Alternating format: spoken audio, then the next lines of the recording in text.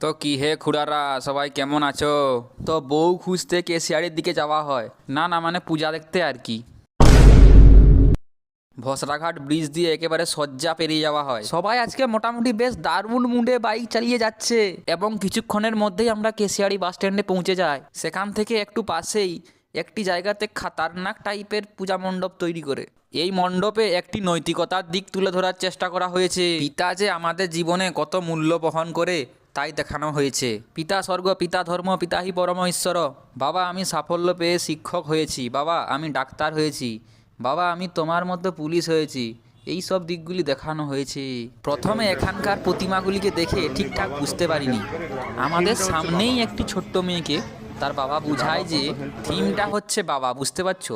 একজন পরিবারে বাবা কতটা সাহায্য করে সেইটাই দেখানো হয়েছে। সরস্বতী পূজাতে এত সুন্দর প্যান্ডেল হয় জীবনে ভাবতে পারিনি আমি। এত সুন্দর প্যান্ডেল দেখায় এত দূর আসার যে জার্নিটা একেবারে বুঝাই গেল না। আর বন্ধুরা একটি সত্যি কথা বলবো, এই জায়গাটি ছেড়ে যাবার একেবারে ইচ্ছাই করছিল না।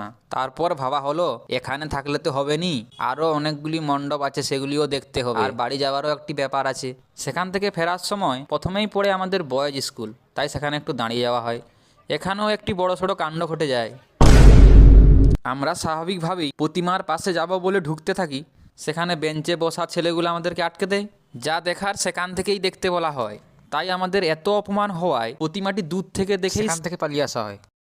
এর পাশেই একটু দূরে একটি গলিতে ঢুকে গেলেই আরেকটি মণ্ডপ আছে, তাই একটু সময় নিয়ে ঢুকেই যাওয়া হলো আর কি।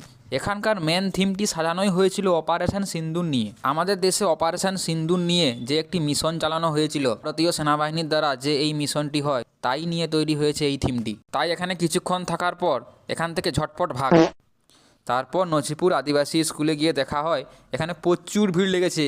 যেহেতু এখানকার স্কুলটি অনেক বড় এবং ছাত্রছাত্রীর সংখ্যা বেশি, তাই এখানে একটু বেশি ভিড় হবে বলে আশা করা গিয়েই ছিল। চারিদিকে যেদিকে তাকাবে খালি ছাত্রছাত্রীর সংখ্যা ভরে গেছে, আর সবাই মোটামুটি শাড়ি টাড়ি পরে মেকআপ টেকআপ করে এসছে। তারপর ধীরে ধীরে হেঁটে হেঁটে আমরা মণ্ডপের দিকে যাই। এখানকার মণ্ডপটি একটি অসাধারণ ভঙ্গিমায় তৈরি করা হয়। তারপরে এখানে একটু হাঁটার স্টাইল ট্রাই করা হচ্ছিল। তো কেমন লাগছে সবাই একটু বলো। তারপর বন্ধু একটু জোর করায় ভসরাতেও দাঁড়িয়ে যাওয়া হলো আর কি। নদীর পাড়ে এসে বুঝতে পারা হয় যে এখানে এসে ফেঁসে যাওয়া হয়েছে। প্রেমিক প্রেমিকারা এখানে গভীর সমুদ্রে ঝাঁপ দিয়ে প্রেম টেম জুড়ে দিয়েছে। কে কার শাড়ি ঠিক করছে, কে কার চুল ঠিক করছে, এই সব দেখে তো আমরা সহ্য করতে পারলাম না। তারপর আমরা আমাদের লোকাল এরিয়াতে এসে বসে পড়ি। সবার শেষে ঠাকুরের পাশে এটিই প্রার্থনা করা, ঠাকুর যেন সবাইকে বিদ্যা বুদ্ধি দেয় এবং একটি সুন্দর সমাজ তৈরি করে। যদি ভিডিওটি ভালো লেগে থাকে